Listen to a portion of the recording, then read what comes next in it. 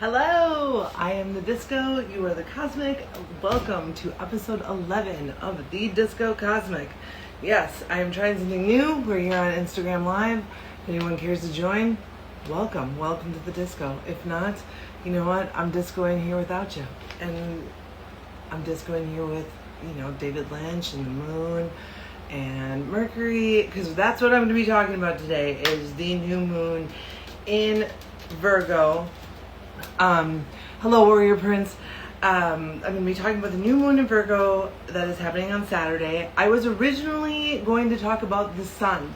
As you know, I deal with the seventh scene. I am, very much still a very baby astrologer. I'm working with the seventh scene. And I really am focusing on the planets as people, and how we can incorporate that when we look at the entire natal chart, the thema mundi, all the other different ways that we can access philosophy. And what I'm truly learning is that the access point is to the planets. Let's learn about the planets. The planets are the players, right? So I usually don't do moon things, right? We know that in the disco. I usually keep my moon, right? I'm not going to go into any new moon rituals. I'm not going to do new moon rising sign scopes or anything. I am going to talk a little bit about the moon, talk about what we can, kind of lean into as we, what kind of energies we can lean into with the moon under the Virgo signature, and what that means, and how we can explore that more. Where does it show up in your natal chart? Where is it in your house? I'm always going to ask that. Find out your natal chart, find out your rising sign. You know how to do it. But yeah, I was originally going to talk about the sun, and then I got all messed up because I watched the new Superman, and I'm not going to go into it, okay? I'm just going to pull a no, sir, I did not like it. And I really wanted to use Superman as an archetypal example of the sun, and really do a deep dive into the planet the sun, because as much as I talk about planets here in the disco, I stay away from sun signs. So I didn't want to talk about sun signs, I just want to talk about the planet, the sun as a planet, what it means. And one of those archetypal things I find is Superman to be an excellent example. James Gunn, you switched the disco up, and I'm not gonna hate on you for it. I'm just gonna accept it and adapt, right? Because that's what that's what moons want us to do, right? They are the most alive symbol in astrology, because of how quick they move and how fast they change, how fast it changes, how fast she changes, La Luna, right?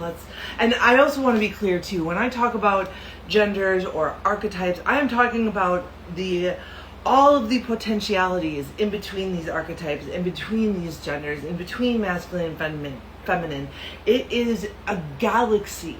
And so I just want to be really clear about that. When I'm talking about celebrities, or I'm talking about movies, or I'm, invoking archetypes, I'm not talking about humans. I'm talking about the archetypal signatures and symbols that are all around us, that we can also fuse with astrology, so that we can learn how to do what's best for us and do what's best for our community and everyone else.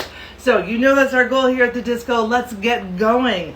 So let's talk about the moon a little bit, right? Sorry, Superman.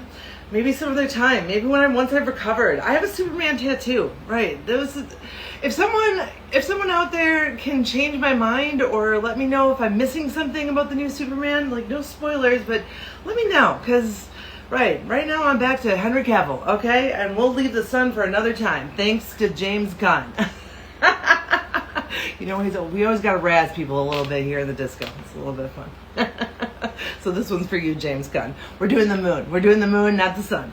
So the moon is something that, as a planet, as I've explored as an astrologer, it's difficult for me. I have my moon in Aquarius. I'm a Capricorn rising. The moon is not in a comfortable arena for me, but that's something that I've been beginning to talk about as astrology, as an ecosystem. Even in difficult placements, the moon, all the planets, whether they're exalted, in detriment, and fall, whatever their dignities are, peregrine, they still have meaning. Now, the new moon in Virgo, let's talk about the moon first. For the ancients, which is what I'm studying right now, and through Nightlight Astrology, that's why I stick to the 7 scene. I stick to what I know, okay? Like, this is, if you want to learn some other things about your sign specifically, and new moon, there's tons and tons and tons of other wonderful astrologers out there who will talk about it, and I encourage you to seek it out, and also remember, where is it in your house? Mine is going to be in my 9th house. So that, goes into how I'm going to set up my ritual for this new moon in Virgo. And remember, new moons are for planting seeds. And we are moving into Virgo season. We're moving into the time between summer and the harvest time. So planting that seed is a very wonderful metaphysical way to think about, like, how am I going to grow my ecosystem? So this new moon in Virgo feels like to me, right? And, there is no real dignity specifically in Virgo, but when I think about the moon in Virgo, it makes me feel like they're very compatible. Virgo is a mutable sign. It likes to change, maybe not as fast as the moon would like it to, but it's almost like it's got that stopgap, so it can really make solid, grounded change that is also, Virgo, the sign of Virgo, the signature of Virgo is a lot of perfectionism. It's a lot of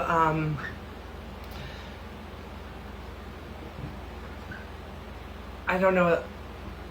Okay. I don't know, Warrior Princess. That's not a question for me. I have no idea what to, I'm not going to, right, no. We don't talk about that here. Anyhow, the disco, right, we're not violent here at the disco, for sure. So, anyhow, thank you for asking. And hello to all the people who are coming in. Wonderful to see you here. Like I said, I'm trying this for the first time because I got a little discombobulated and just had to throw some stuff together. Can't do the sun, we're going to do the moon. So anyways, back to what the ancients used to think of the moon as. Again, it is the most alive symbol because it's the closest, right? It's the communicator. It's not a planet. It's an orbiting, celestial body that is closest to the planet Earth. And a lot of times in the ancients, they thought of it as kind of like the moon is, our connection to the planets that are in our solar system. It goes through the moon. It represents human beings. It represents emotions, human, chaos and messiness and fluidity and change, and it can get real out of control, right? So that's where I feel like this Virgo signature, when we talk about a moon in Virgo, the Virgo signature is a very, it's also a mutable sign, so it's also all about that change and everything, but it's also it's got that kind of, Virgo stability to harness that moon. It's like, yes, I want change, I want stimulation, I want to do all these things, and I want to do them really well, right? Virgos, they're resilient, they're perfectionists, they want to get everything done, they're detail-oriented. Virgo signature, I should say. The Virgo signature has a lot of these qualities, and then you stick the moon in there, and right, you have this very, very potent force of change up against this sign that wants to change and also can do it in a responsible and hopefully, healthy and very resilient and, just very ordered way. It's a way to plant the seeds, right? This is to make sure that all your seeds are planted in the right place. You are ready for the harvest. You're ready for fall. Because like I said, everything, we are coming into the time where when Libra season starts, that's when we're moving into, Saturn time, Black Sun time, where we're moving into winter, we're moving into death, and these are all archetypes, metaphysical, okay? Think about that. No matter which hemisphere you're in, it's still seasonal. You can still think about astrology metaphorically, archetypally, and not have to worry about, the technicalities. I am talking about astrology, not astronomy and not science. And I do it from a earth-centered view because that's what the ancients did. And when the ancients looked at the moon, they really associated with like karma, fortune, and fate. It was symbolic for universal understanding, legacy, culture. Like the sun is very individualistic, right? One Superman. There's only one Superman, right? But the moon is also about individuality that comes from our ancestral, lineage or our ancestral guides, spirit, community, culture, legacy. The moon can encapsulate all these kinds of things. So in a wonderfully detail-oriented sign like Virgo, you know, what a beautiful new moon. So that's all I'm going to say about that. Think about that. You know, those are the questions for you. What seeds do you want to plant? And, you know, just kind of exploring more. Let's get to know the planets. Let's get to know what the moon really signifies, regardless of what the dignities are, but not minimizing that, you know, moon in Capricorn is still a difficult place, right? It's not going to be easy. Moon in Aquarius, which is where my natal moon is, opposing this new moon right now, right? It's going to be, you know, moon in Aquarius is not a comfortable place. But like I said in my last video, all of these different interactions and potentialities and possibilities need to exist, because this is a planet of chaos. And if there's anyone that's going to tell us that, it's the moon, right? Right? This is a planet of chaos, and that's how we can really start to look at astrology as not just, oh, I'm a Libra or I'm a Virgo and I do this and this and this and, you know, blah, blah, blah, and keywords. We can start to look at it as an ecosystem, as a complete, this is all the things that we need, and how do we utilize them, and how do we get pragmatic about it. So I'm always trying to find access points. I'm going to make this one very short, but I'm always trying to find access points into how to look at astrology in different ways that are exciting, that you can relate to, and that also make you understand. Just because my moon is in Aquarius doesn't mean I'm not affected by this new moon transiting Virgo, right? And also understanding that we're coming out of Leo season. We're transitioning. This is transition. And what is the moon wonderful for? Transitions. It changes the fastest. It moves the fastest. It's also considered a reflector. What's a disco ball, everyone? What's a disco ball? It's a ball full of mirrors, okay? So we can also look at the moon as a giant disco ball reflecting back. And Virgo signature can be a very self-reflective sign. So again, this moon in Virgo, this new moon transiting Virgo, which is on Saturday, can be a really potent, you know, agreeable time, even though there's no dignity. There's no official dignity of the moon in Virgo, right? But that's why I like to explore the dignities, and they're important, but I also think just knowing the planets and knowing the signatures of the helms, the signs, placements, and what the planets are doing, and where they're talking to other planets, and all the other transits that are going on, and where they're talking to your natal planets in your chart. All right, that is my astrology little tidbit for today. I'm a bit low energy, so we're just going to move on. So I do want to do just a quick tarot size, mind, body, spirit, right? I just want to rest. I am personally waiting on a very important medical treatment. I'm very fatigued, and so I'm really, really excited. Doing these videos helps keep me vital. And I want to say that, you know, I'm not doing this for any reason. There's no, you know, monetary gain for me. I am just putting out what I like to talk about and what I want to talk about, and hopefully that it resonates with someone else, and hopefully that it can really kind of introduce you into more astrology. So that's what I'm here to do. That's what disco is. We're inviting in the moon, we're inviting in Mercury, because we're about to go into Virgo, and that's where Mercury is ruled and exalted. We're also going to invite in Leo, or the sun, because we're still in Leo season, okay? James Gunn aside, we're still in Leo season. So we're going to invite the planets in. The planets are our friends, and, you know, they are people, and they are who we want in the disco. And, you know, we're just going to chill. We got a new moon coming. It's been a very busy astrological month, and especially with those two Mercury-Mars sextiles, where they're still following each other. There's still Mars-Mercury activity going on.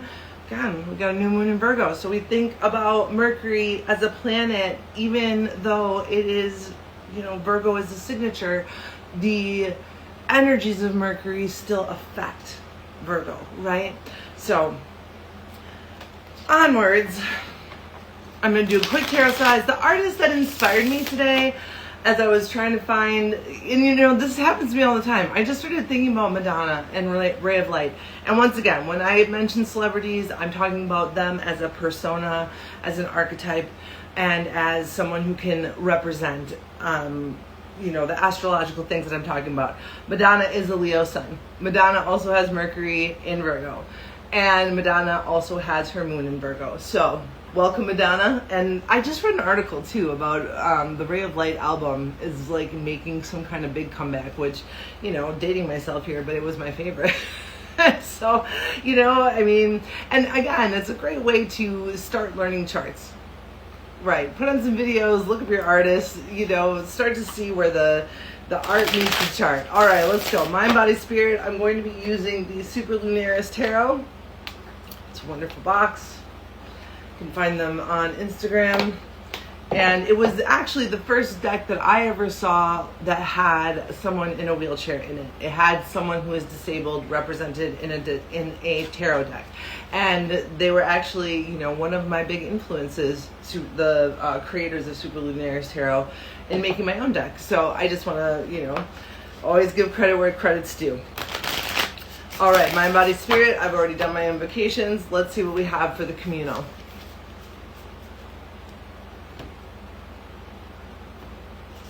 Mind, Queen of Wands for the collective. So we've got a lot of going on in our heads, right? We are on fire. And on fire at the end of summer. Okay, let's all cool down. Let's think about cool things, right? Let's do some visualizations, some cool, right? I'm wearing all blue, right? Just waterfalls all over our heads. Cool it down, right? Our minds are on fire. And, you know, I'm going to be reading a quote from Rest is Resistance. That's what is really coming through in this card. Our minds are on fire, and it's okay for us to cool it down. Cool it down, especially for this new moon.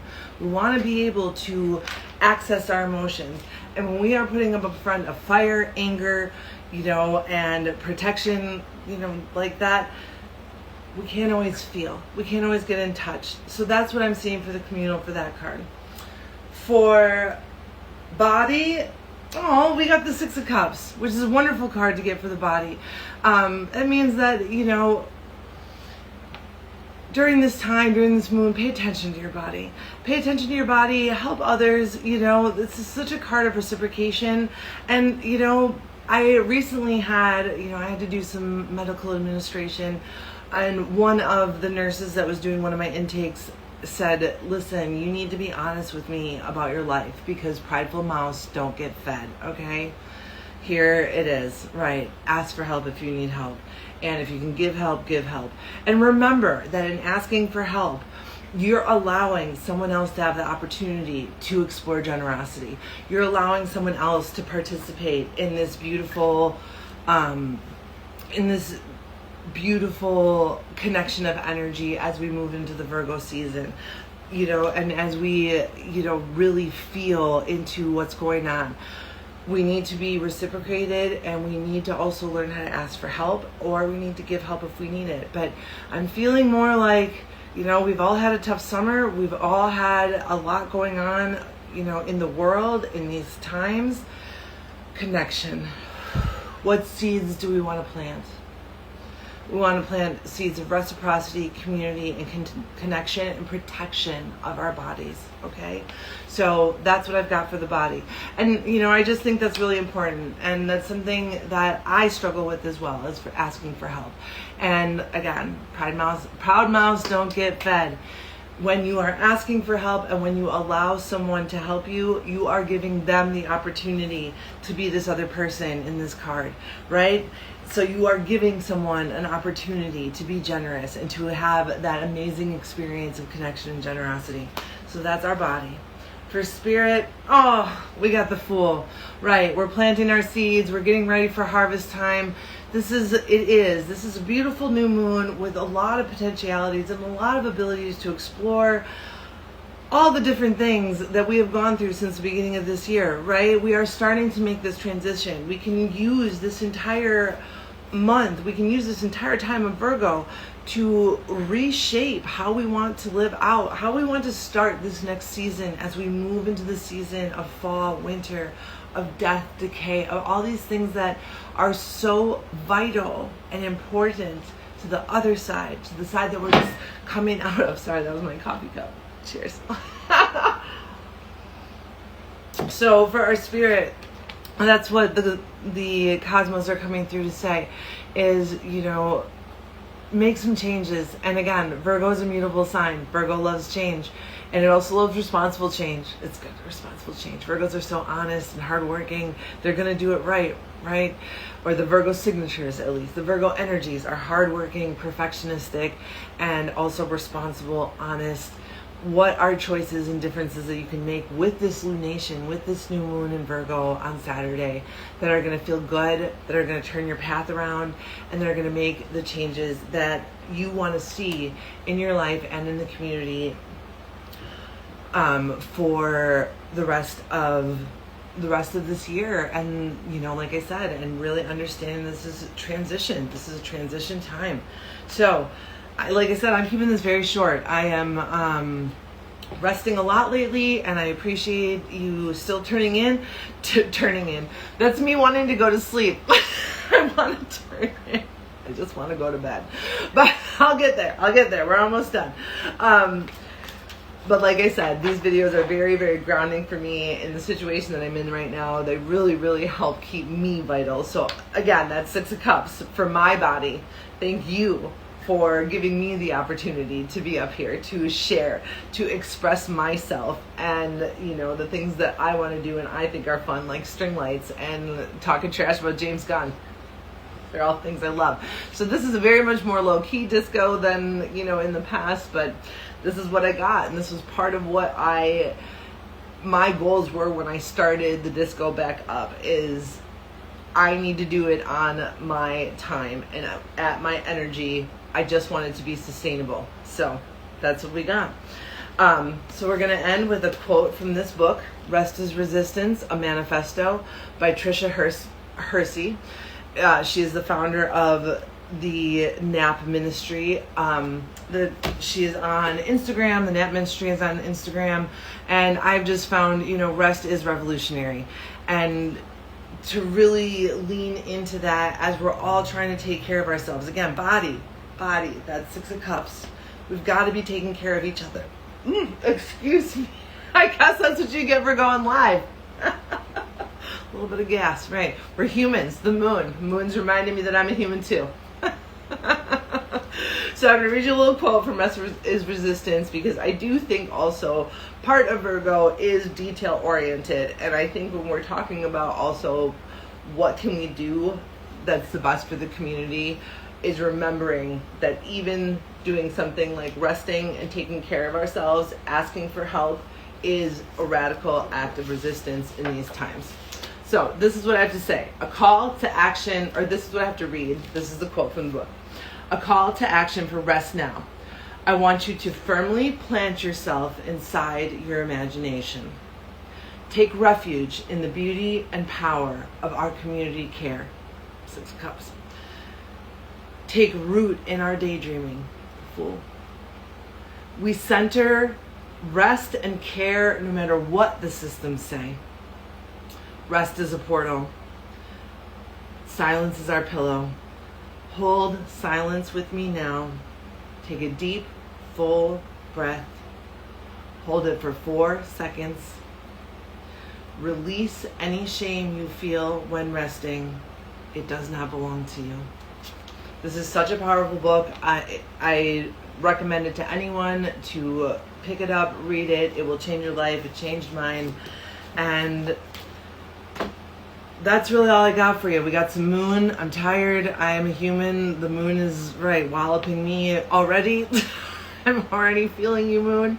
So thank you again for being here with me. This was short and sweet. Madonna, ray of light. I always do like to surround myself with things that remind me of, I don't talk too much about my moon rituals, but that's part of them. I'll reveal a little bit, is they do remind me of, or they do make me surround myself with things that remind me of what do these lunations really mean? What do they mean as the transits, and what do they mean in my natal chart? So I encourage you to do the same. And I also encourage you to take that deep breath. Be deep inside your imagination, right? And yeah, James Gunn, thanks for what? Again, no spoilers. No, sir. Did not like it. Henry Cavill, still number one. All right, that's all I got for y'all today. I will see you next week. Thank you for joining me. I'm the disco. You're the cosmic.